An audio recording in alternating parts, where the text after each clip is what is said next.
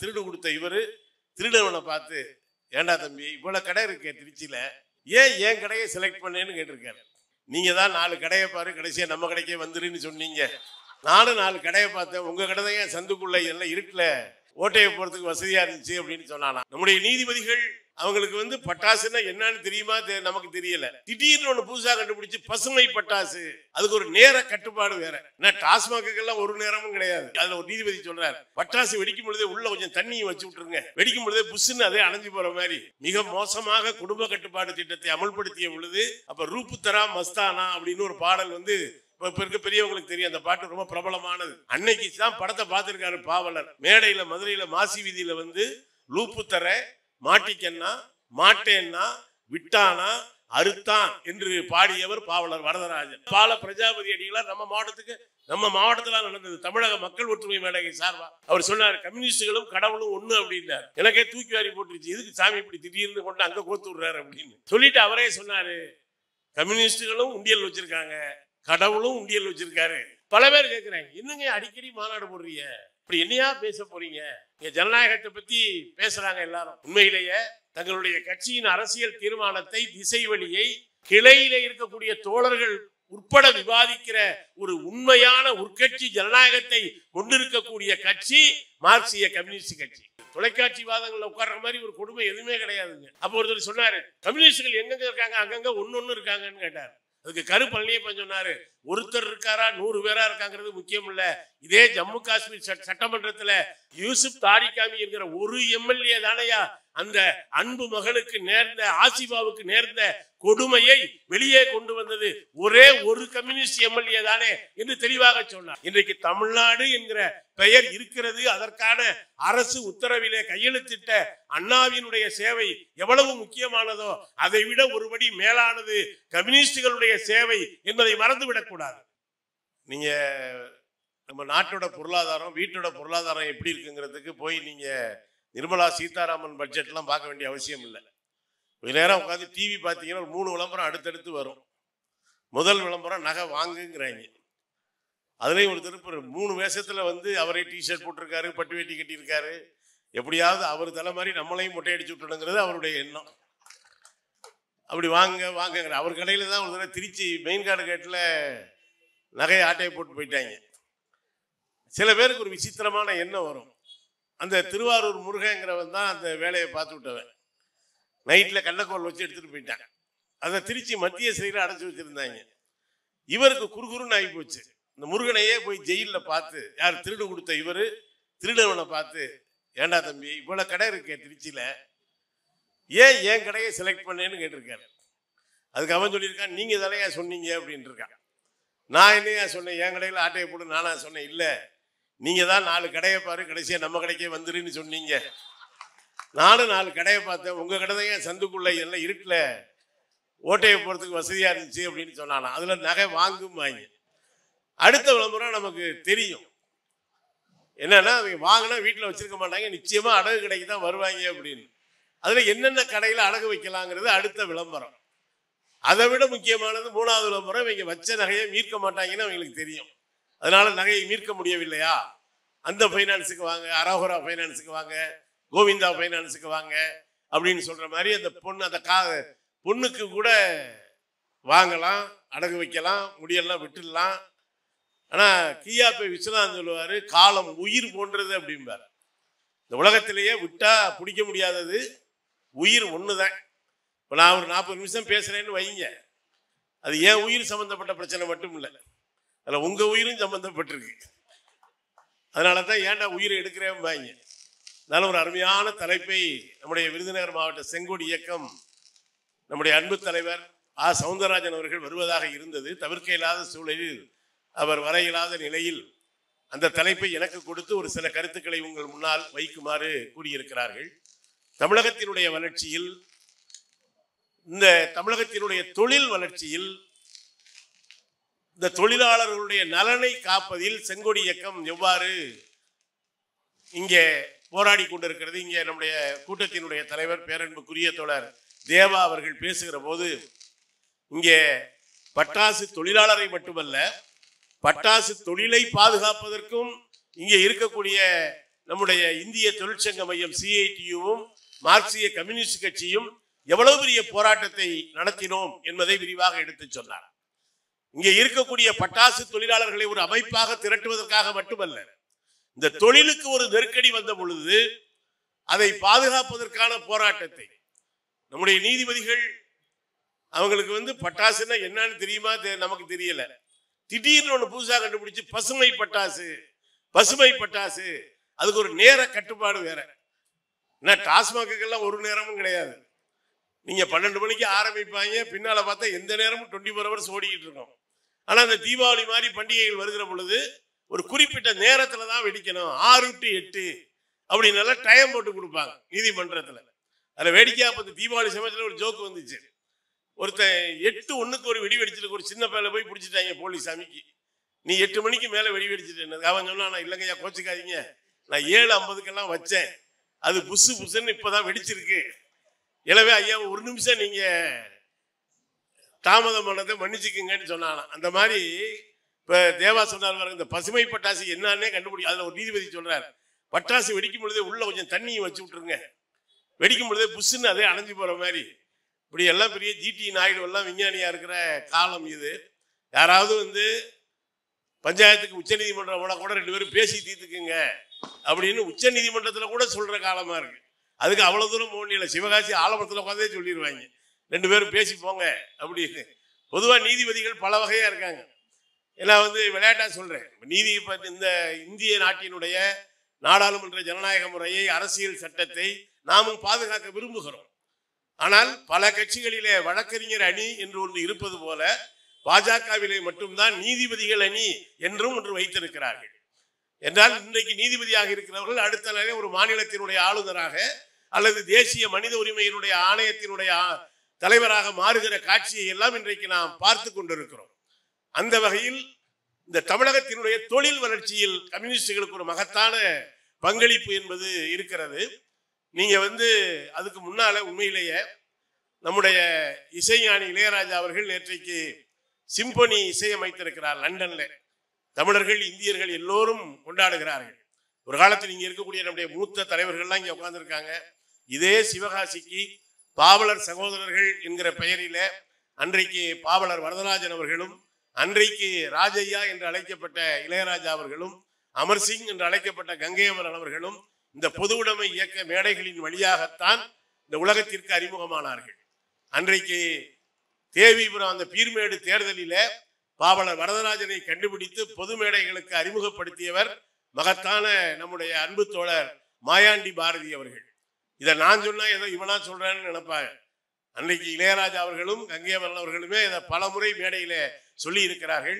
அதுபோல இந்த செங்கோடி இயக்கத்தின் மேடையில் துவங்கிய அந்த பாட்டு பயணம் இன்றைக்கு லண்டனுடைய அந்த அரங்கம் வரை சென்றிருப்பது அவருடைய துவக்க கால மேடை என்கிற முறையில் செங்கோடி இயக்கமும் அவருக்கு நம்முடைய வாழ்த்துக்களை தெரிவித்துக் கொள்கிறோம். அவர் மேலும் மேலும் பல சாதனைகளை இசை உலகிலே படைக்க வேண்டும் என்பதை நாம் அன்றைக்கு ஆதவனை அடிமையாக்கியே செங்கொடி விண்ணுயர பறக்குது காணீர் என்பதுதான் பாவலர் வரதராஜன் அவர்களுடைய பாடல். அவர் எவ்வளவு கெட்டிக்காரன்னா அன்னைக்கு இந்தி படத்தினுடைய மெட்ல சாயந்தரம் நம்ம கட்சி மேடையில பாடுவாராம். அவசர நிலை காலத்துல பார்த்தவங்களை எல்லாம் பிடிச்சி அவசர அவசரமா ஆபரேஷன் பண்ணிக்கிட்டு இருந்தாங்க, குடும்ப கட்டுப்பாடு என்கிற பெயர் இல்லை. அப்ப பாத்தீங்கன்னா அது 20 நிமிஷ திட்டத்துல அது ஒரு பெரிய திட்டம். நான்லாம் பள்ளிக்கூடத்துல படிச்சுக்கிட்டு இருந்தேன். வாத்தியார்கள்லாம் ஒரு டார்கெட் கொடுத்துருவாங்க, என்னன்னா 8 பேரை அந்த மாசம் குடும்ப கட்டுப்பாடு கூட்டு வந்தாதான் அந்த மாசம் சம்பளம். அவர் வாத்தியார் எங்க போய் தேடுவாரு? எங்களை எல்லாம் பரிதாபமா பார்ப்பாரு. நீ வீட்டுல எத்தனாவது பிள்ளடா?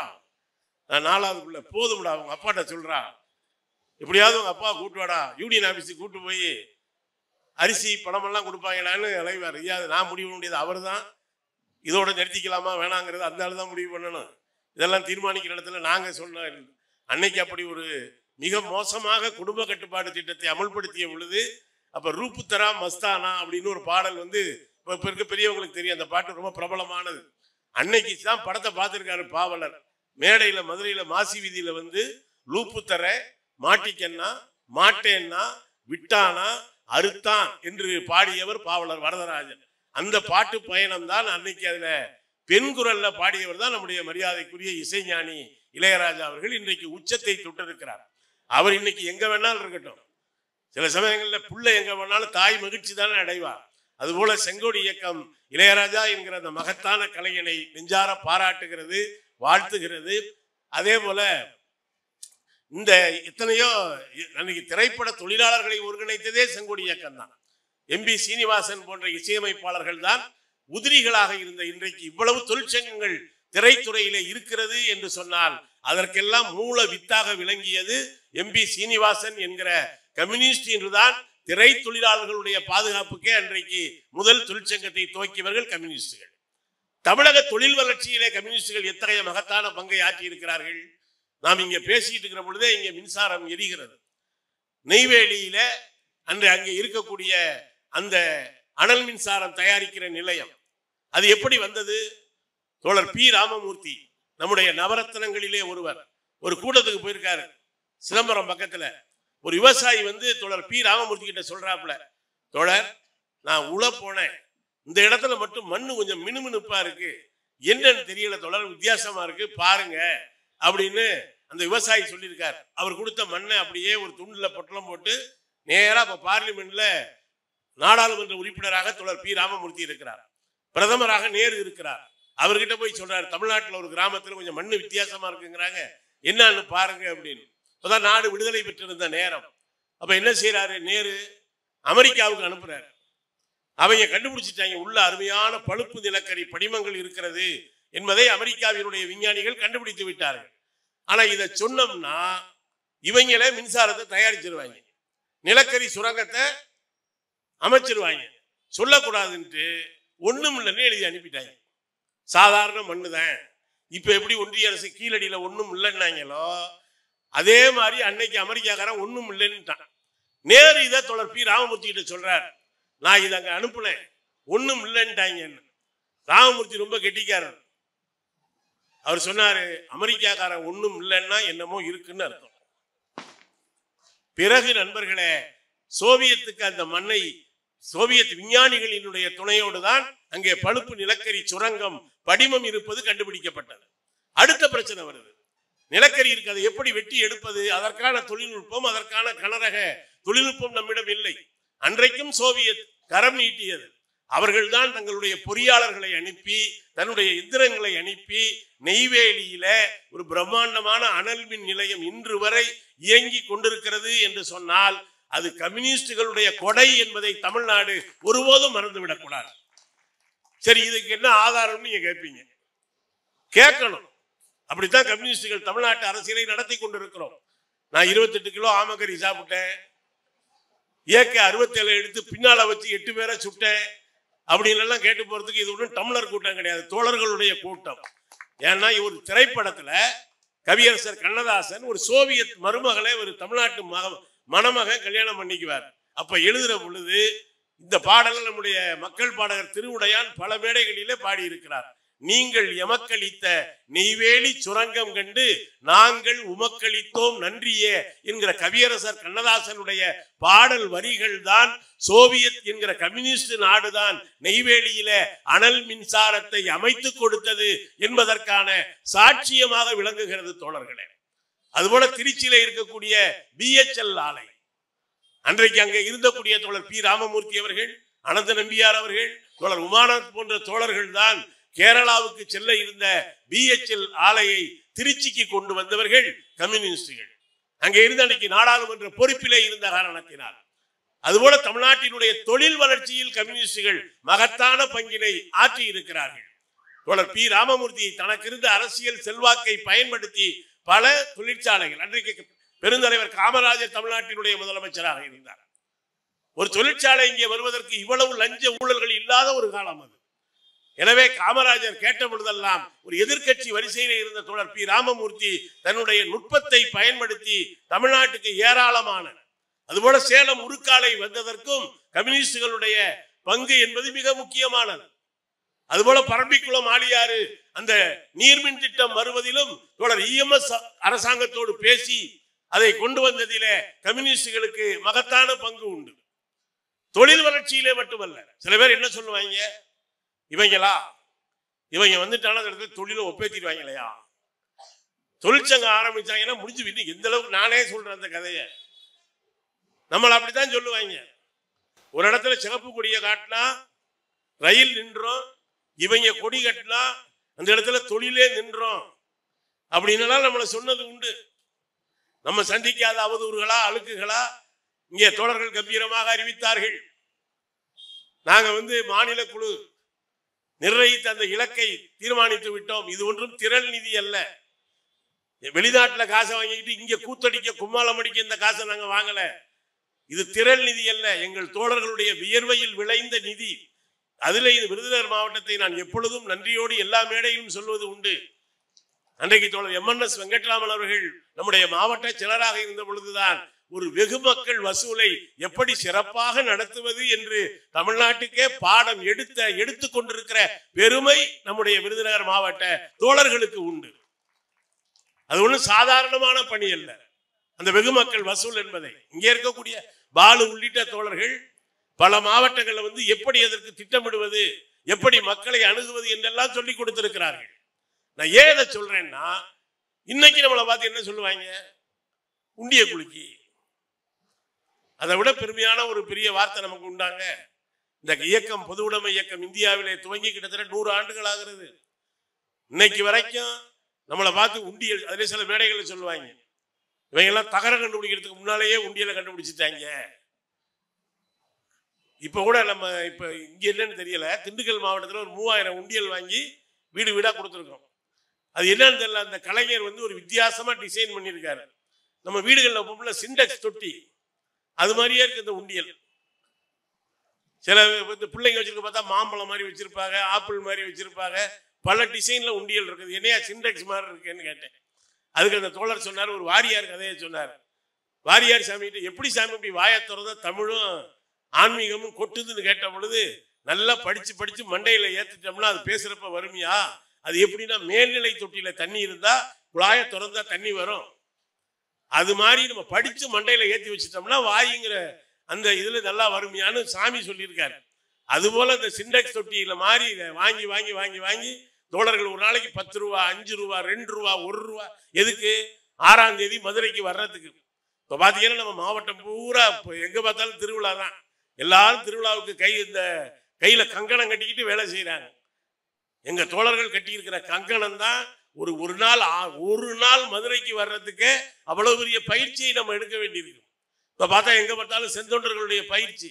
நான் அடிக்கடி சொல்றது உண்டு, இங்கேயும் சொல்லியிருக்கேன். இன்னைக்கு வைகுண்டரையே கொண்டு போய் சனாதனத்தில் சேர்க்கறதுக்கு ஒருத்தர் பீகார்ல இருந்து கிளம்பி வந்திருக்காரு. வைகுண்டர் எவ்வளவு பெரிய ஆன்மீக புரட்சியாளர். அன்றைக்கு நாடார் சமூக மக்களுக்கு எதிராக நிகழ்த்தப்பட்ட கொடுமைகளுக்கு எதிராக பொதுக்கிணரை உருவாக்கிய சமத்துவத்தின் நாயகன் வைகுண்டர். ஆனா அவரே சனாதனத்தை பரப்பத்தான் இங்க வந்தாருன்னு இவரு இப்ப சொல்லிட்டு இருக்காரு. அது ஒரு பக்கம் இருக்கட்டும். அந்த வைகுண்டருடைய வழி வந்தவர் தான் பால பிரஜாபதி அடிகளார். நம்ம மாவட்டத்தில் நடந்தது தமிழக மக்கள் ஒற்றுமை மேடகை சார்பா. அவர் சொன்னார், கம்யூனிஸ்டுகளும் கடவுளும் ஒண்ணு அப்படின்னாரு. எனக்கே தூக்கி வாரி போட்டுருச்சு, எதுக்கு சாமி இப்படி திடீர்னு கொண்டு அங்க கோத்து விடுறாரு அப்படின்னு சொல்லிட்டு அவரே சொன்னாரு, கம்யூனிஸ்டுகளும் உண்டியல் வச்சிருக்காங்க, கடவுளும் உண்டியல் வச்சிருக்காரு, அதனாலதான் கம்யூனிஸ்டுகளும் கடவுளும் ஒண்ணுன்னாரு. நான் சாமி உட்கார்ந்த உடனே சொன்னேன், நீங்க சொல்றது உண்மைதான் சாமி, கடவுளும் அதுல போற உண்டியல் காசை அவர் எடுத்துக்கிறது இல்லை, நாங்களும் இதுல விழுவுற உண்டியல் காசை நாங்க எடுத்துக்கிறது இல்லை, இரண்டுமே மக்களினுடைய பயன்பாட்டுக்குத்தான் உதவுகிறது என்று நான் சொன்னேன். நான் ஏன் சொல்றேன் அப்படின்னு சொன்னா, தமிழ்நாட்டினுடைய அன்றைக்கு ஏதோ ஒரு இடத்துல கொடி கட்டப்படுகிறது என்றால் தொழிலை முடக்குவதல்ல. இன்றைக்கு தோழர் மாரியப்பட்ட கேட்டுக்கிட்டே வந்தேன், நம்முடைய விருதுநகர் மாவட்டத்திலே பஞ்சாலை தொழில் இன்றைக்கு எப்படி இருக்கிறது என்று. அது ஒரு காலத்துல பஞ்சாலை தொழில்தான், தொழிலாளர்கள் தான் நலிந்து கிடந்தார்கள். இன்றைக்கு பஞ்சாலை என்கிற தொழிலே நலிந்து கிடக்கிறது என்று சொல்கிறார்கள். கம்யூனிஸ்டுகளா காரணம்? ஜிஎஸ்டி என்கிற வரி என்கிற பெயரில அனைத்து சிறு குறு தொழில்களையும் முடக்குவது யார்? இங்கே இறக்குமதியை கட்டுப்படுத்த மறுப்பது யார்? இப்ப நம்முடைய பிரதமர் மோடி அமெரிக்காவுக்கு போனார்ல, இவர் நண்பர் ட்ரம்ப பாக்குறது எப்படி சேர்ந்துருக்குங்க பாருங்க. அவரு க்ளோஸ் ஃப்ரெண்டு. அவர் ஜனாதிபதி ஆன உடனேயே போன போட்டு வாழ்த்து தெரிவிச்சது இவர் தான். அவருக்கு இவர் பாராட்டு. இவர் போன உடனே ட்ரம்ப் சொல்றாரு, மோடி நல்லா பேச்சுவார்த்தை நடத்துறாரியா, பேசி பேசி எல்லாத்தையும் வாங்கிடுறாரியா. நான் கூட அப்படி என்னையா வாங்கினாருன்னு கேட்டா, அங்க இருந்த ஓட்ட ஓடசல் விமானத்தை கூட இவர் தள்ள கட்டி விட்டுருக்காரு. அங்க போன கலண்டு போன பீரங்கியை பூரா இவருக்கு எல்லாம் கட்டி விட்டுருக்காரு. அப்ப மோடிட்ட கேட்டிருக்காரு, என்னையா அமெரிக்காவில இருந்து விஸ்கி அனுப்பலாம், ஏகப்பட்ட வரி போடுறீங்களாம் இல்லையா, இந்த வரியெல்லாம் குறைக்கணும்னா அதெல்லாம் குறைச்சிருவோம்னு சொல்லி அமெரிக்காவுக்கான விஸ்கி வரியை குறைச்சிட்டார். யாரு? நம்முடைய பிரதமர் மோடி. நல்லா பேசி பேசி அவர்கிட்ட கடைசியா பத்திரிகையில பார்த்தா போடுறாங்க சமூக ஊடகங்கள்ல, விஸ்வ குரு கிடையாது, இனிமேல் விஸ்கி குரு என்றே அழைக்கப்படுவார். ஏன்னா அமெரிக்கா விஸ்கிக்கு வரியை, இறக்குமதி வரியை குறைத்த காரணத்தினால் என்று. தமிழ்நாட்டினுடைய தொழில் வளர்ச்சி மட்டுமல்ல, இன்றைக்கு இதே தமிழகத்தினுடைய சட்டப்பேரவையில 8 மணி நேர வேலை என்பதுதான் மே தினத்தினுடைய பிரகடனம். ஒரு மிக நீண்ட நெடிய போராட்டம். இந்த 8 மணி நேர வேலை, 8 மணி நேர உறக்கம், 8 மணி நேர ஓய்வு என்பதற்காக தொழிலாளி வர்க்கம் போராடி பெற்ற உரிமை. அதை தமிழக சட்டப்பேரவையில 8 மணி நேர வேலையை முதலாளிகளுடைய விருப்பத்துக்கு ஏற்ப எத்தனை மணி நேரம் வேண்டுமானாலும் வேலை வாங்கி கொள்ளலாம் என்கிற ஒரு சட்டத்தை கொண்டு வந்த பொழுது, ஒரு மசோதாவை கொண்டு வந்த பொழுது, அதை எதிர்த்து சட்டப்பேரவையில எழுந்த முதல் குரல் மார்க்சிய கம்யூனிஸ்ட் கட்சியினுடைய சட்டமன்ற உறுப்பினர்கள் தோழர் நாகை மாலி அவர்களும் சின்னதுரை அவர்களும். அதன் பிறகு சில ஆளுங்கட்சி சட்டமன்ற உறுப்பினர்கள் சொன்னார்கள், உங்க எம்எல்ஏ நாகை மாலிக்கு இவ்வளவு கோபம் வரும்னு எனக்கு இன்னைக்கு தெரிஞ்சிச்சின்னார். திமுக அரசு நல்ல திட்டங்களை கொண்டு வந்தால் வாழ்த்துவது, பாராட்டுவது என்பது வேறு. அதே நேரத்தில் தொழிலாளர்களுடைய நலன் மீது ஏதாவது இடையூறு ஏற்படுமையானால் துடித்து எழுந்து போராடுகிறவர்களாக கம்யூனிஸ்டுகள் தான் இன்றைக்கும் இருக்கிறார்கள். அதற்கு சாட்சியம்தான் இன்றைக்கும் அந்த போராட்டம் முடிந்து விட்டதாக சொல்ல முடியாது. காஞ்சிபுரம் மாவட்டத்திலே சாம்சங் தொழிலாளர்களுடைய போராட்டத்திற்காக இன்னைக்கும் கூட தொழிற்சங்கம் அமைச்சாச்சு. அதுல என்னென்ன ஒண்ணுமே இல்லைங்க, பெரிய கோரிக்கையெல்லாம் ஒன்றும் தொழிலாளர்கள் வைக்கல. சாம்சங் தொழிலாளர்கள் சங்கம் CITU அப்படின்னு பேரை பதியறதுக்கே பெரும்பாடு. அது என்ன சொல்றாங்க, நீங்க தொழிலாளர் சங்கம்னு வேணா வச்சுக்கோங்க, ஆனா எங்க கம்பெனி பேர் வைக்க கூடாது, இந்த பேரையே யாரும் சொல்லக்கூடாது அப்படின்னு யார் சொல்றான்? கொரியாவில இருந்து சாம்சங் முதலாளி சொன்னாராம்.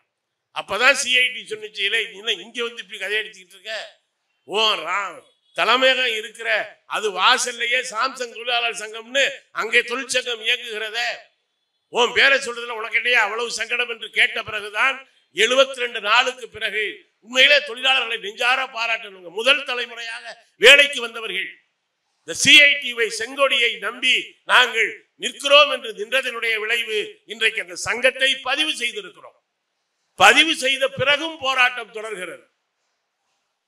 இன்றைக்கும் அந்த போராட்டத்திலே ஈடுபட்ட தொழிலாளர்களை, நிரந்தர தொழிலாளர்களை பழிவாங்கக்கூடிய நடவடிக்கையை அங்கே இருக்கக்கூடிய ஆலை நிர்வாகம் எடுக்கிற பொழுது அதை எதிர்த்த போராட்டத்தை அங்கே இருக்கக்கூடிய CITU நடத்தி கொண்டிருக்கிறது. அதே போல இங்க பாருங்க, வேலை வாய்ப்புக்காக போராடுவது யாரு? கம்யூனிஸ்டுகள். நீங்க பாத்தீங்கன்னா சிவகாசி மாநகராட்சி ஆயிடுச்சுன்னு சொன்னாங்க. தூய்மை பணியாளர்கள், தூய்மை பணி என்பது நிரந்தரமானது தானே. யாராவது மனுஷன் குப்பை போடாம இருக்க போறானா? அதுல வேற எழுதி வைக்கிறாங்க, உங்கள் குப்பை உங்கள் பொறுப்பு. அது ஒண்ணுக்கு தான் நாங்க பொறுப்பு, மற்றதுக்கெல்லாம் அவங்க பொறுப்பு. உங்கள் குப்பை உங்கள் பொறுப்பு. அதுக்கு தூய்மை பணியாளர்னு போடுறாங்க. கொஞ்ச நாளைக்கு முன்னால இந்த கொரோனா காலத்துல நம்ம பிரதமர் மோடி ஒன்று சொன்னார், இந்த தூய்மை பணியாளர்கள் அவங்க ரொம்ப முக்கியமானவங்க, அவங்க தான் நோய் பரப்பாம பாத்துக்கிறாங்க, எனவே அவங்கள நீங்க ரொம்ப பாராட்டணும். அவரு கொரோனா காலத்துல பல வேலையை பார்த்து விட்டாருன்னு வைங்க. முதல்ல கொரோனா வந்த பொழுது அது முதல்ல நமக்கு என்னன்னே தெரியல, அது நாயா பேயா நோயா, ஆளுக்கு என்னென்னமோ சொல்லி பார்த்தாங்க. அப்போ ஒரு நாள் பிரதமர் சொன்னார், இந்த கொரோனாவை கட்டுப்படுத்த ஒரு வழியை கண்டுபிடிச்சிட்டேன். என்ன தலைவர் என்று கேட்டா, சாயந்தரம் 6 மணிக்கு லைட் ஆஃப் பண்ணிருங்க. ஆஃப் பண்ணிட்டு என்ன செய்யணும், இருட்டாக்கிடுங்க வீடை. ஏன்னு கேட்டா அப்பதான் கொரோனா ஆள் எங்க இருக்காங்கன்னு தெரியாம தேடிட்டு கிடக்கும். வீட்டு மூளையில மட்டும் ஒரே ஒரு அகல் விளக்கோ குத்து விளக்கோ ஏற்றி வச்சுட்டு எல்லாரும் வாசலுக்கு வந்துருங்க. வீட்டில் மணி இருந்தா எடுத்து ஆட்டுங்க, மணி இல்லைன்னா தட்டு இருக்கும், வீட்டில் பூரி கட்டா இருக்கும், அதை எடுத்து டண்டனக்கான்னு அடிங்க. இது பிரதமர் சொல்றதுங்க, அதெல்லாம் மறந்து போயிடக்கூடாது, கொரோனாவை மறந்துடக்கூடாது. உடனே அதே மாதிரி நம்ம செஞ்சா பரவாயில்ல. இந்த நாட்டினுடைய ஒன்றிய நிதியமைச்சர் நிர்மலா சீதாராமன் அக்காவே வாசலுக்கு வந்துட்டார், தட்டெடுத்து அடிக்கிறாங்க தட தடன்னு. அவங்க வீட்டுக்காரரு பரகல பிரபாகர் கொஞ்சம் வித்தியாசமான பொருளாதார சிந்தனையாளர். அவர் கேட்டாரு, என்னம்மா சாதாரண எளிய மக்கள் இதை நம்பி செஞ்சா பரவாயில்ல, நாட்டினுடைய நிதியமைச்சர் நீங்களே இப்படி செய்யலாமான்னு கேட்டா, நாங்க தொடர்ந்து ஆட்சி பண்ண அத்தனை பேரும் இப்படிதான் தட்டோட தெரிய போறாங்க, அதுக்கு தான் இப்போ ட்ரைனிங் கொடுத்துக்கிட்டு இருக்க முடிச்சு அந்த அம்மா. அந்த கொரோனா காலத்தில் தூய்மை பணியாளர்களுக்கு பூரா என்ன தெரியுமா செஞ்சுட்டாங்க, அவங்களுக்கெல்லாம் உங்கள் தெருவுக்கு வரும் பொழுது அவங்களுக்கு நீங்கள் காலில் விழுந்து பால் 1/2 லிட்டரு வாங்கி அவங்க காலில் ஊற்றி வீட்டில் பொன்னாடை ஊற்றி கௌரவிக்கணும். அது நம்ம மேடைகளில் பழக்கம் இல்லை. சில மேடைகளுக்கு போனால் அந்த பொன்னாடைன்னு ஒன்று போத்துவாங்க. அதை எந்த பொன்னாடை கண்டுபிடிச்சாலே தெரியல. ஏன்னா அதை கட்டிக்கிட்டு குளிக்கவும் முடியாது, போத்திக்கிட்டு படுக்கவும் முடியாது. குற்றாலத்துட்டு கொடுத்தா கூட மூஞ்சி உடைச்சிக்கலாம். அந்த மாதிரி ஒரு குற்றாலத்துன்ற இதை ஒரு பொன்னாடையை போத்தி இந்த தூய்மை பணியாளருக்கு ஐயா உங்களுக்கு என்ன வேணும்னு கேட்டிருக்காங்க. அவர் சொல்லியிருக்காரு, ஒன்றும் வேணாமையா, எங்கள் காலுக்கு பாலாபிஷேகம்லாம் பண்ண வேண்டாம். 32 வருஷமா இதே மதுரை மாநகராட்சியில் தற்காலிக பணியாளராக இருக்கேன், அதை மட்டும் கொஞ்சம் பர்மனன்ட் பண்ணி விட்டா போதும் அப்படின்ட்டு இருக்காரு. அதை தாண்டி நாங்கள் பாலாபிஷேகம் பண்ணுவோமே தவிர வேலையை நிரந்தரப்படுத்தலாம் வாய்ப்பு இல்லை. இப்போ பார்த்தீங்கன்னா அவுட் சோர்சிங், வெளிமுகமை என்கிற பெயரில் அனைத்து வேலை வாய்ப்புகளும் அரசாங்க வேலை வாய்ப்புகள் கூட மறுக்கப்படுகிற ஒரு காலமாக இருக்கிறது. இப்படித்தான் ஒரு மாநகராட்சி ஊழியர் பொண்ணு பார்க்க போயிருக்காங்க, இப்பெல்லாம் பொண்ணு கிடைக்க மாட்டேங்குது. இந்த பாலின சமத்துவம் என்பது ரொம்ப பெண் பிள்ளைகள் நல்லா படிச்சிருது, பசங்க படிக்க மாட்டேங்கிறாங்க, அதனால பிள்ளைங்க கட்டிக்க மாட்டேங்குது. இப்படி ஒருத்தன் பாவம் 35 வயசாகி போச்சு, பொண்ணு பார்க்க போயிருக்காங்க, இப்படியாவது இந்த பொண்ணை கரெக்ட் பண்ணிடணும்யா அப்படின்னு சொல்லி எங்க வேலை பார்க்குறீங்கன்னு கேட்டிருக்காப்புல. இவன் மதுரை கார்பரேஷன்ல வேலை பார்க்குறேன்னு பெருமையா சொல்லிட்டான். அவங்க ரொம்ப விவரமானவங்க. கார்பரேஷன்ல வேலை பார்க்குறேன்னு சொல்றீங்களே, பர்மனண்டா டெம்பரவரியான்னு கேட்டிருக்காங்க. நம்மால் என்ன சொல்லுவான் பாவம், பர்மனண்டாவே டெம்பரவரி தான்ட்டான். அவன் ஜென்மத்துக்கும் டெம்பரவரியா இருந்து தான் ஜாக வேண்டியவன். நீங்க அரசு வேலை வாய்ப்புகளை கூட இப்படி இருக்கிற பொழுது அதற்கான போராட்டத்தை யார் இன்றைக்கு நடத்தி கொண்டிருக்கிறார்கள்? கம்யூனிஸ்டுகள் தானே நடத்திக்கிட்டு இருக்காங்க. ஒரு பக்கம் இந்த நாட்டினுடைய சிறு குறு தொழில்களுக்காக, அது திருப்பூராக இருக்கட்டும், கோயம்புத்தூராக இருக்கட்டும், சிவகாசியினுடைய பட்டாசு தொழிலாக இருக்கட்டும், பஞ்சாலை தொழிலாக இருக்கட்டும், அந்த தொழிலை பாதுகாக்க ஒரு புறத்திலே போராடி கொண்ட மறுபுறத்திலே தொழிலாளர் வர்க்க நலனுக்காகவும் போராடுவது கம்யூனிஸ்ட் இயக்கம். இன்னைக்கு 100 ஆண்டுகளாகிறது. உண்மையிலே நாங்க எதுக்கு இங்க வந்தோம்னா, 2ஆம் தேதி துவங்கி 6ஆம் தேதி வரை நடைபெறுகிற நம்முடைய கட்சியினுடைய அகில இந்திய மாநாடு என்பது இன்றைய சூழலில பல பேர் கேட்கிறாங்க, என்னங்க அடிக்கடி மாநாடு போடுறீங்க, இப்படி என்னையா பேச போறீங்க, இங்க ஜனநாயகத்தை பத்தி பேசுறாங்க எல்லாரும். உண்மையிலேயே தங்களுடைய கட்சியின் அரசியல் தீர்மானத்தை, திசை வழியை கிளையில இருக்கக்கூடிய தோழர்கள் உட்பட விவாதிக்கிற ஒரு உண்மையான உட்கட்சி ஜனநாயகத்தை கொண்டிருக்கக்கூடிய கட்சி மார்க்சிய கம்யூனிஸ்ட் கட்சி. இதே சிவகாசியில கூட 2-3 நாளைக்கு முன்னால ராஜேந்திர பாலாஜி ஒரு தொண்டரை ஓங்கி அப்பிட்டார். எதுக்கே அடிச்சது கேட்டா, நான் இருக்கும் பொழுதே மாப்பா 2 பேரும் வேற வேற கட்சி இல்லை, ஒரே கட்சி தான். மாப்பா பாண்டியராஜனுக்கு பொன்னாடா போட்டுட்டு எங்கிட்ட வந்து வருவியா? இன்னைக்கு எடப்பாடி சொல்றாரு, எல்லாரும் அமைதியா இருங்கய்யா, நம்மளையே எல்லாரும் அப்புறாங்க, நீங்களே மாறி மாறி இப்படி அப்பிக்கிட்டு இருந்தா என்னையா பண்றது, கட்சிக்குள்ள ஜனநாயகம் இருக்கணும் அப்படின்னு அண்ணன் எடப்பாடி சொல்லியிருக்காரு. ஆனா உண்மையிலேயே பல கட்சியில சொல்லுவாங்க, கொடி பிடிக்கிற தொண்டன் முடிவெடுப்பான். என்ன முடிவெடுப்பான்? கொடியை எப்ப பிடிக்கணுங்கிற முடிவு மட்டும் தான் எடுக்க முடியும். ஆனால் உண்மையிலேயே எங்க கட்சி உறுப்பினர்கள் மட்டுமல்ல, இந்த அரசியல் தீர்மானத்தை, அரசியல் நடைமுறை தீர்மானத்தை இணையதளத்திலே வெளியிடுகிறோம். யார் வேண்டுமானாலும் கருத்து சொல்லலாம். ஏன்னா எங்களுக்கு யோசனை சொல்றதுக்குன்னே சில பேர் இருக்காங்க. கூட்டணி சேர்ந்தோம்னா தனியா நிக்கலாமா, தனியா நின்னா ஏன் தனியா நிக்கிறேன்பா, நம்மளை கிறுக்கு பிடிக்கிறதுக்குன்னே சில பேர் செட்டு இருப்பாங்க. அப்படித்தான் மதுரையில் சொன்னாங்க, நீங்க உங்களுக்கு தாங்க ஓட்டு போடலாம்னு நினைக்கிறேன், ஆனா நீங்க எப்ப பார்த்தாலும் யாரோடவாவது சேர்ந்து வர்றீங்கல்ல, ஒரு தடவை தனியாவும் நின்னோம், சரி இவனாவது ஓட்டு போட்டுருப்பானான்னு ஒரு ஆர்வத்தில் கேட்டேன், தனியா நின்னமே ஓட்டு போட்டியா நின்று, இல்லைண்ணே உங்களுக்கு போட்டா ஜெயிக்க மாட்டிய போல இருக்க, போட்டா தானடா ஜெயிப்போம், போடாமையே ஜெயிக்க மாட்டோம்னு முடிவு பண்ணிடுவோம். அதுபோல உங்களுக்கு என்னென்ன கம்யூனிஸ்ட் கட்சி வளர்றதுக்கு என்னென்ன யோசனை இருக்கோ அவ்வளவு யோசனையும் சொல்லுங்கப்பான்னு இணையதளத்திலேயே வெளியிட்டோம். அதை ஒட்டி நிறைய விவாதம் நடக்குது. பாசிசம்னு ஏன் முழு பாசிசம்னு ஏன் சொல்லல நீங்க? மார்க்சிஸ்ட் கம்யூனிஸ்ட் கட்சியை பொறுத்தவரை இந்த அரசாங்கத்தை இது ஒரு மதவெறி இந்துத்துவாவை கொண்டு வர முயல்கிற ஒரு கட்சி, அதுபோல கார்பரேட்டுகளுடைய நலனுக்காக செயல்படுகிற கட்சி, எதேச்சதிகாரத்தை நோக்கி இந்த நாட்டை நடத்தி செல்கிற கட்சி என்று தெளிவாக வரையறை செய்திருக்கிறோம். இதுல இன்னைக்கு ஒரு மிகப்பெரிய போராட்டத்தை ஒரு உள்கட்சி விவாதத்தை கட்சிக்குள்ளே நடத்தி கொண்டிருக்கிறோம். அதனுடைய ஒரு வெளிப்பாடாகத்தான் ஒரு 1000 பிரதிநிதிகள் இந்தியா முழுவதிலிருந்து வருகிறார்கள்.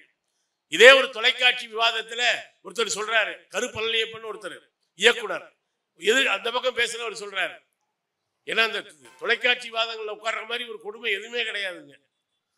அப்ப ஒருத்தர் சொன்னாரு, கம்யூனிஸ்டுகள் எங்கெங்க இருக்காங்க, அங்கங்க ஒன்னொன்னு இருக்காங்கன்னு கேட்டார். அதுக்கு கருப்பழனியப்பன் சொன்னாரு, ஒருத்தர் இருக்காரா 100 பேரா இருக்காங்கிறது முக்கியம் இல்ல.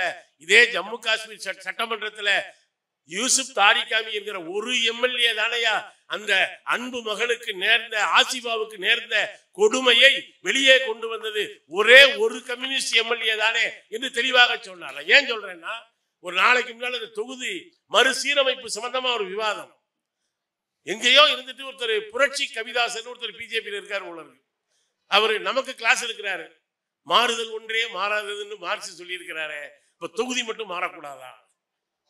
அடப்பாவி, அவர் எதுக்கு சொன்னாரு, நீ எதுக்கு சொல்ற? நான் உடனே சொன்னேன், புரட்சி 2 வகைப்படும். ஒண்ணு முன்னேற்றத்தை நோக்கிய புரட்சி, இன்னொன்னு எல்லாத்தையும் பின்னுக்கு இழுக்கிற புரட்சி. எங்க கட்சி வர டெர்மினாலஜில அதை எதிர் புரட்சின்னு சொல்லுவோம்.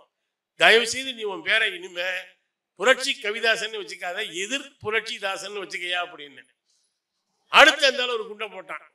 என்னன்னா, நாங்க இன்னைக்கு மும்மொழி கொள்கை தேவைன்னு 5 கோடி கையெழுத்து வாங்குறேன்னு, 1 கோடி கையெழுத்து வாங்குறேன்னு முடிவு பண்ணிட்டோம்.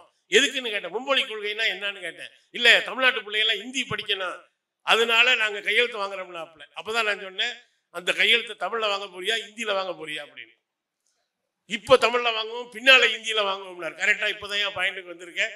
நீ மட்டும் இங்க இருந்தீங்கன்னா எல்லாரும் தமிழை காலி பண்ணிட்டு இந்தியில எங்களை கையெழுத்து போட விட்டுருவேன். எவ்வளவு அநியாயம் பாருங்க. பள்ளிக்கூடத்துக்கு போற பிள்ளைகளுக்கு பிஸ்கட் கொடுத்து கையெழுத்து வாங்குறாங்கயா. இந்த சில பேர் பேப்பர்ல படிப்போம்ல, ட்ரெயின்ல போயிட்டு இருப்போம், திடீர்னு பிஸ்கட் சாப்பிடுறீங்களான்னு கொடுப்பாங்க. வாங்கி சாப்பிட்டோம்னா அவ்வளவுதான், கொஞ்ச நேரத்திலேயே கிருகிருன்னு வரும், அப்படியே சாஞ்சிருவோம். வச்சிருக்க ஜாமானை பூரா எடுத்துட்டு போயிடுவாங்க, தோடு தொங்கட்டாம் பூரா கழட்டிடுவாங்க. அவங்க மயக்க பிஸ்கட் கொடுத்து திருடுறாங்கன்னா, இவங்க பிஸ்கட் கொடுத்து இந்த தமிழ் மொழியையே திருடி விடலாம் என்று பாஜக கும்பல் இங்கே அலைந்து கொண்டிருக்கிறது. எதுக்காக சொல்றேன்னா, இதே இங்க தோழர் பேசுறப்ப சொன்னார், சங்கரலிங்கனார் பிறந்த விருதுநகர் மாவட்டம்னு. அன்றைக்கு வேற ஒண்ணும் கேட்கலங்க, தமிழ்நாட்டுக்கு தமிழ்நாடுன்னு பேர் வைக்கணும்னு சொன்னார். வேற ஏதாவது சொன்னாரா அவரு? அவர் சார்ந்திருந்த காங்கிரஸ் கட்சி கூட சங்கரலிங்கனாரை ஆதரிக்காத பொழுது விருதுநகர் மைதானத்திலே அவர் உண்ணாவிரதம் இருந்த அந்த பந்தலை பிரித்து எறிந்த பொழுது, வெறும் பந்தல் காலல் அல்ல, 4 புறமும் தடிக்கம்புகளோடு சங்கரலிங்கனாருடைய உண்ணாவிரதத்துக்கு பாதுகாப்பு கொடுத்தவர்கள் கம்யூனிஸ்டுகள். எங்களுக்கு எவனும் கிளாஸ் எடுக்க வேண்டிய தாய்மொழி பற்றுனா என்னன்னு தெரியுமா, தமிழ்நாடுனா என்னன்னு தெரியுமா அப்படின்னு. அதனாலதான் சங்கரலிங்கனார் உண்மையிலேயே உண்ணா நோன்பு இருந்து உயிர் நீத்த பொழுது, என்னுடைய உடலை கம்யூனிஸ்டுகளிடம் ஒப்படைத்து விடுங்கள் என்று உயில் எழுதி வைத்து விட்டு போனார் என்று சொன்னால், இன்றைக்கு தமிழ்நாடு என்கிற பெயர் இருக்கிறது. அதற்கான அரசு உத்தரவிலே கையெழுத்திட்ட அண்ணாவினுடைய சேவை எவ்வளவு முக்கியமானதோ அதை விட ஒருபடி மேலானது கம்யூனிஸ்டுகளுடைய சேவை என்பதை மறந்துவிடக் கூடாது. ஏனென்றால் மொழி வழி மாநிலம் என்கிற முழக்கத்தை முதலில் சுதந்திர போராட்ட காலத்திலேயே முன்வைத்தவர்கள் கம்யூனிஸ்டுகள். அதனால்தான் நாடாளுமன்ற மாநிலங்களவையில் தோழர் பி ராமமூர்த்தி மெட்ராஸ் பிரசிடென்சி, சென்னை ராஜதானி என்கிற பெயரை தமிழ்நாடு என்று பெயர் சூட்ட வேண்டும் என்பதற்காக தீர்மானத்தை கொண்டு வந்தார். அவர் அந்த விவாதம் வந்த பொழுது அவையிலே இருக்க முடியாத சூழலில் வங்கத்தை சேர்ந்த தோழர் பூபேஷ் குப்தா அந்த தீர்மானத்தை முன்மொழிந்து பேசினார். தமிழ்நாட்டுக்கு தமிழ்நாடு என்று பெயர் வைக்க வேண்டும் என்று. அதனால்தான் இன்றைக்கு தமிழ்நாடு தமிழ்நாடு தமிழ்நாடு சொல்றோம். அதுதான் நம்ம RN ரவிக்கு பிடிக்க மாட்டேங்குது. அவர் RN ரவி இல்ல, ஆன்லைன் ரவி. அவர் எத்தனை குடும்பம் தெரியுமா அந்த ஆன்லைன் லாட்டரியில செத்து சுண்ணாம்பாக்குறாங்க. நீங்க ஒரு நாள் பேப்பரை படிக்கல, அதுல மாற்றுறது கூட சாதாரண ஆளுங்க கிடையாது. இன்னைக்கும் கூட நம்ம எங்கேயாவது கிராமத்துல யாராவது துண்டை விரிச்சு போட்டு, அதெல்லாம் இப்ப இல்லைன்னு நினைக்கிறேன், சீட்டை விரிச்சு போட்டு உட்காந்தா போலீஸ் கப்புன்னு பிடிக்கும். ஏன்னா சூதாட்டம் தடை செய்யப்பட்டு இருக்கிறது. ஆனா அதையே செல்போன்ல நம்ம எல்லாம் ஏதாவது ஒரு அவசரத்துக்கு எவ்வளவு போனோம்னா அப்படியே வர்றாங்க. உங்க கணக்கில் ஒரு 50,000 ரூபாய் இருக்கு, நமக்கு தெரியாம எவனா நம்ம கணக்கில் போட்டா ஆன்லைன்ல டெபாசிட் பண்ணிருக்காங்களா, அதை எடுத்து விளையாடுங்கன்னு சொல்றாங்க. தப்பி தவறி கொஞ்சம் சபலப்பட்டு தொட்டோம்னு வைங்க, அத்தோட கட்டம். ஒரு நாளைக்கு எத்தனை குடும்பங்கள், அவன் செத்தா கூட பரவாயில்லைங்க, என்னாலே தெரியாத 3 வயசு குழந்தை, 2 வயசு குழந்தை, வீட்டுல இருக்க அந்த பெண்மணி குடும்பத்தோடு தற்கொலை, ஆன்லைன் லாட்டரியில் சொத்தை இழந்ததால் பரிதாபம். ஒரு நாள் செய்தியா கடந்து போயிருத.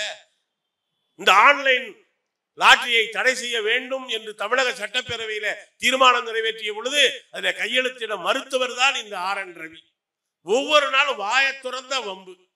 இந்த பக்கம் போனா வைகுண்டர் சனாதனியும் பாரு, அந்த பக்கம் போனா மதமான பேய் பிடியாது இருக்க வேண்டும் என்று பாடிய வள்ளலார் ஒரு சனாதனவாதியும் பாரு, உச்சகட்டமா வள்ளுவரே ஒரு சனாதனவாதியும் பாரு, கேட்டா ஜியு போப் ஒரு அயோக்கியம் பாரு. அவ்வளவு தமிழ் அறிவு இருக்கு. இதை விட ஒன்று சொல்றாரு, நம்ம இவர் அண்ணன் மொழி கொள்கையில ஒரு பெரிய அறிவாளி இருக்காருல்ல, நம்ம அமைச்சர் முருகன், ஒன்றிய அமைச்சர். அவர் சொல்றாரு, ஏன் தெரியுமா அந்த திமுக காரங்க இந்தி படிக்க கூடாதுன்னு சொல்றாங்க? நம்ம பிரதமர் மோடி இந்தியில என்ன பேசுறாருன்னு தமிழ்நாட்டு மக்கள் தெரிஞ்சுக்குவாங்க அப்படிங்கிறதெல்லாம் தடுக்கிறாங்க.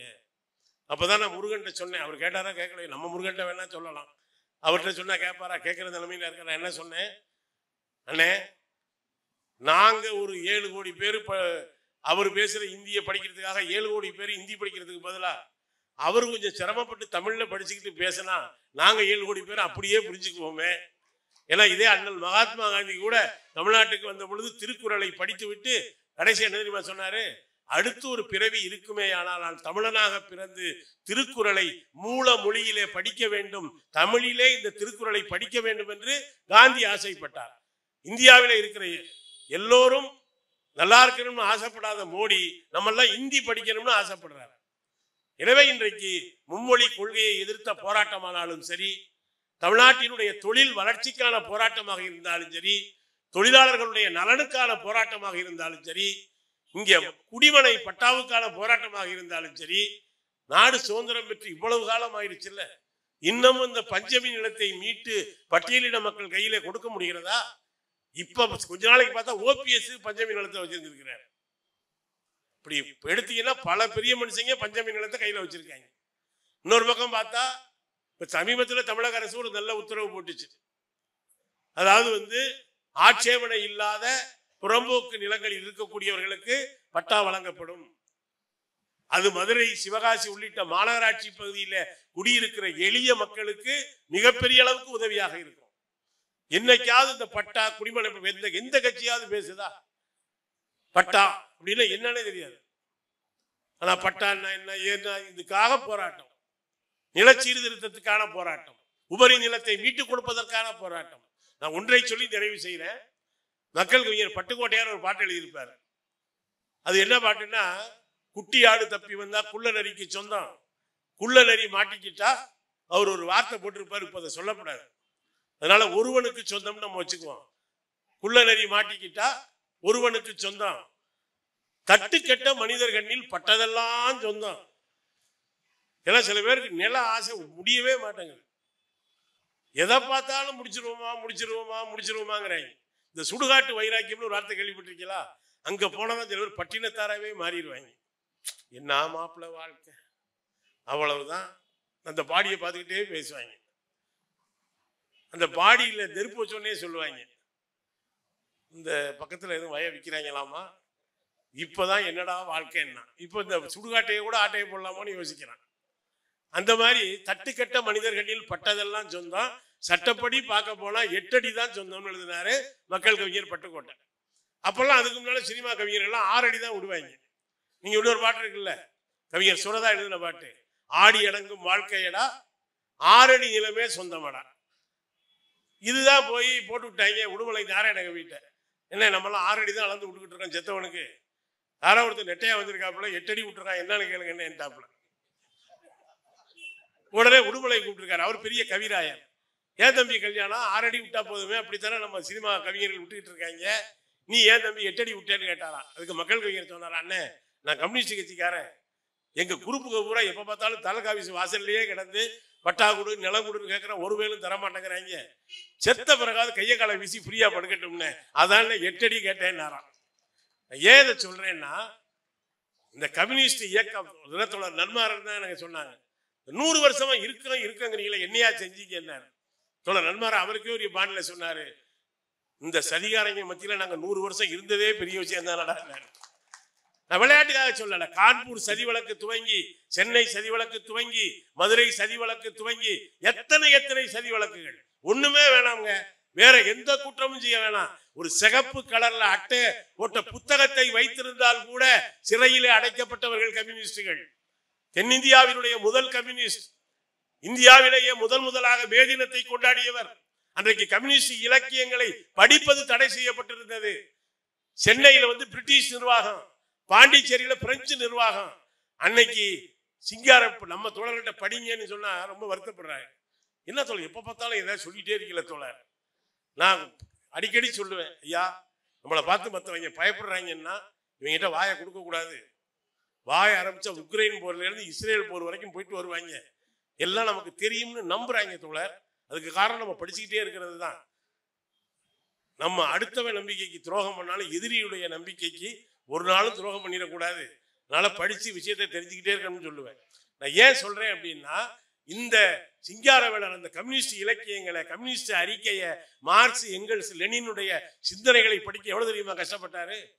பாண்டிச்சேரியிலிருந்து கருவாடு மீன் சென்னைக்கு வருமா. அந்த கருவாட்டு கூடைக்குள்ள கம்யூனிஸ்ட் அறிக்கையை உள்ள வச்சு படிச்சிருக்கிறாரு சிங்காரவேலர். அவர் காலத்துல சென்னையிலேயே மிகப்பெரிய தனிநபர் நூலகத்தை வைத்திருந்த பெருமை சிங்காரவேலருக்கு உண்டு. அப்படியெல்லாம் அந்த ஒரு புத்தகத்தை வச்சிருந்தா கூட கைது செய்யப்பட்டவர்கள் கம்யூனிஸ்டுகள். அத்தனை சதி வழக்குகள்.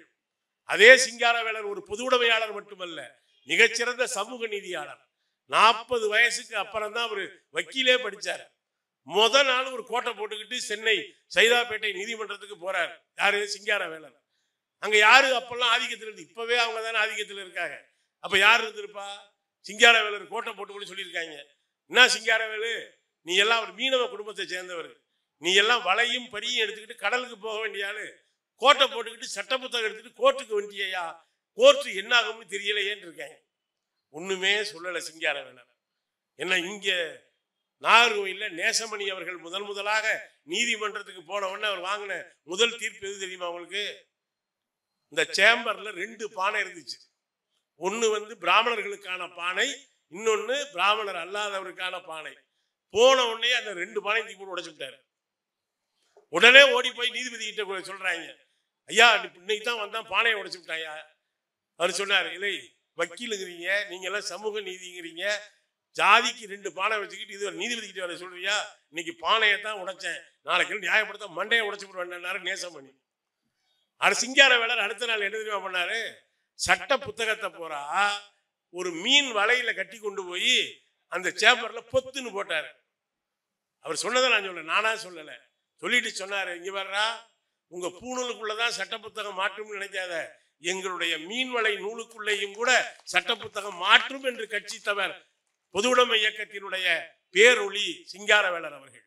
அந்த வெளிச்சத்திலே தான் இன்றைக்கு மார்க்சிய கம்யூனிஸ்ட் கட்சி சமூக நீதிக்காக, நிலத்திற்காக, தொழிலாளர்களுடைய உரிமைக்காக, தொழில் வளர்ச்சிக்கான போராட்டத்தை நடத்த இருக்கிறது. 1000 தோழர்கள் இந்திய தொழிலாளி வர்க்கத்தினுடைய பிரதிநிதிகளாக மதுரையிலே கூட இருக்கிறார்கள். 6ஆம் தேதி 5 லட்சம் பேர் பங்கேற்கக்கூடிய பேரணி என்று மாநில குழு அறைகோல் விடுத்திருக்கிறது. ஒரு 50,000 செந்தொண்டர்களை அணிவகுக்க செய்வது என்று நாம் முடிவு செய்திருக்கிறோம். இப்போதிருந்தே மாநிலம் முழுவதும் தோழர்கள் தயாராகி வருகிறார்கள். இருக்கிறதுலேயே பக்கத்து மாவட்டம் விருதுநகர் மாவட்டம் தான். பழைய ஒன்றுபட்ட மதுரை மாவட்டம் தான் நம்முடைய விருதுநகர் மாவட்டம். நீங்க இந்த பழனி முருகன் கோயிலுக்கு போன மாதிரி நடந்து வந்தா கூட 1/2 நாள்ல வந்துடலாம். நீ அப்படியெல்லாம் சிரமப்பட வேண்டாம். நல்ல வாகனத்தை பிடிச்சி சந்தோஷமா வந்து, எவ்வளவு பேர் நம்ம இருக்கோம்னு பார்த்தாலே அது வாழ்க்கை பூரா சார்ஜ் போட்ட மாதிரி இருக்கும். பாராடா எங்கும் முன் மானுட பரப்பை நல்ல பாரதிதாசன் அங்க பார்த்த வரை நாங்க ஒன்றும் ஒத்தாள் கிடையாதுரா, இங்க வர்ற எவ்வளவு பெரிய செங்கடல் இங்கே கூடி இருக்கிறது என்பதை பார்ப்பதற்காகவும், இந்த மாநாடு வகுக்கிற வியூகங்களை நாம் தெரிந்து கொள்வதற்காகவும் தோழர்கள் அனைவரும் குடும்பமாக நம்முடைய மதுரை பேரணியிலே பங்கேற்க வேண்டும். அதே போல துவக்க நிகழ்ச்சியும் 2ஆம் தேதி காலையில கொடியேற்றுறோம். ஒவ்வொரு நாளும் மாலையில கண்காட்சி, புத்தக கண்காட்சி, கலை நிகழ்ச்சிகள் நடத்துறோம். வாய்ப்புள்ள தோழர்கள் அனைவரும் வருக, வாருங்கள். மதுரையிலே எப்படி ஒரு சித்திரை திருவிழாவுக்கு முன்னோடியாக நடைபெறுகிற செங்கொடி திருவிழாவுக்கு அனைவரும் வருக வருக வருக என்று வரவேற்று என் வார்த்தையை நிறைவு செய்கிறேன். நன்றி, வணக்கம்.